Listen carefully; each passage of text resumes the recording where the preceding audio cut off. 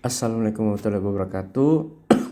Perkenalkan, nama saya Muhammad Fadal Al-Fakir Revol dengan nomor stambuk 2022-175 dari kelas C Manajemen Bank Syariah.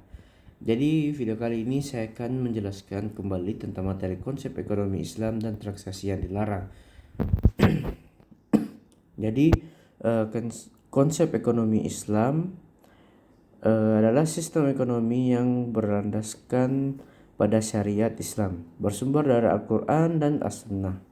Tujuannya bukan hanya mencapai pertumbuhan ekonomi dan kesejahteraan materi, tetapi juga kemaslahatan atau kebaikan dunia dan akhirat. Ini berarti aktivitas ekonomi harus sejalan dan nilai-nilai etika, moral, dan keadilan Islam. Beberapa pilar utama ekonomi Islam yang meliputi yang pertama itu tauhid atau keimanan kepada Allah Subhanahu wa taala.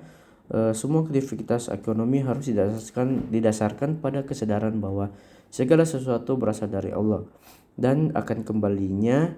Ini menumbuhkan rasa tanggung jawab dan amanah. Yang kedua itu keadilan, yang mana mendorong distribusi kekayaan yang adil, menghindari penumpukan harta pada segelintir orang, serta memastikan hak dan kewajiban terpenuhi. Yaitu keseimbangan atau tawazun, mencari keseimbangan antara kebutuhan materi dan spiritual individu dan masyarakat, serta dunia dan akhirat. Yang ketiga itu kebebasan individu dalam batasan syariah. Jadi individu memiliki kebebasan untuk berusaha dan memiliki harta, namun harus dalam koridor syariah dan tidak merugikan orang lain atau lingkungan. Yang keempat itu ada tanggung jawab sosial. Kekayaan bukanlah milik mutlak individu, melainkan juga ada hak orang di dalamnya, misalnya melalui zakat, infak, sedekah, dan wakaf. Selanjutnya, transaksi yang dilarang dalam ekonomi Islam itu yang itu untuk mencapai tujuan dan prinsip-prinsip ekonomi Islam secara tegas melarang beberapa jenis transaksi atau praktik yang dianggap merugikan, tidak adil, atau bertentangan dengan nilai-nilai Islam. Beberapa di antaranya itu, yang pertama adalah riba, bunga atau tambahan, yang dimana setiap tambahan yang disyaratkan atau terjadi dalam pertukaran barang sejenis yang tidak seimbang atau tambahan atas pengembalian pinjaman. Riba dilarang karena dianggap mengeksploitasi pihak yang membutuhkan dan menciptakan ketidakadilan.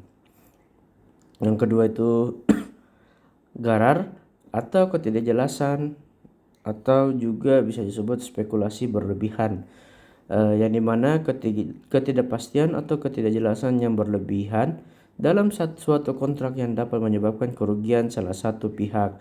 Ini mencakup transaksi yang informasinya tidak lengkap, hasilnya tidak pasti, atau objek transaksinya itu tidak jelas.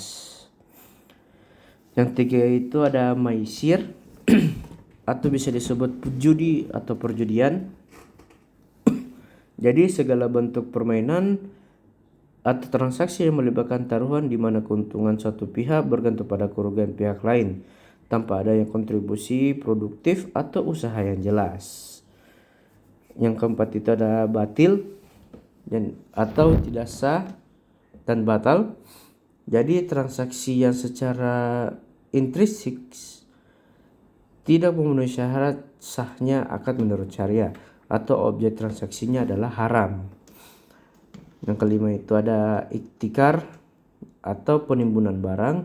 Jadi perbuatan menimbun barang-barang kebutuhan pokok dalam jumlah besar untuk tujuan menaikkan harga dan mencari keuntungan abnormal sehingga merugikan masyarakat luas.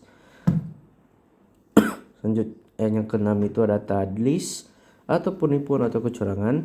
Jadi upaya menyembunyikan cacat barang atau informasi penting dalam relevan dalam transaksi untuk mendapatkan keuntungan secara tidak adil. Tujuan ada talbis atau pencampuran hak. Jadi pencampuran hak milik yang haram dengan yang halal, atau pencampuran antara kebenaran dan kebatilan yang dapat mengaburkan transaksi. Jadi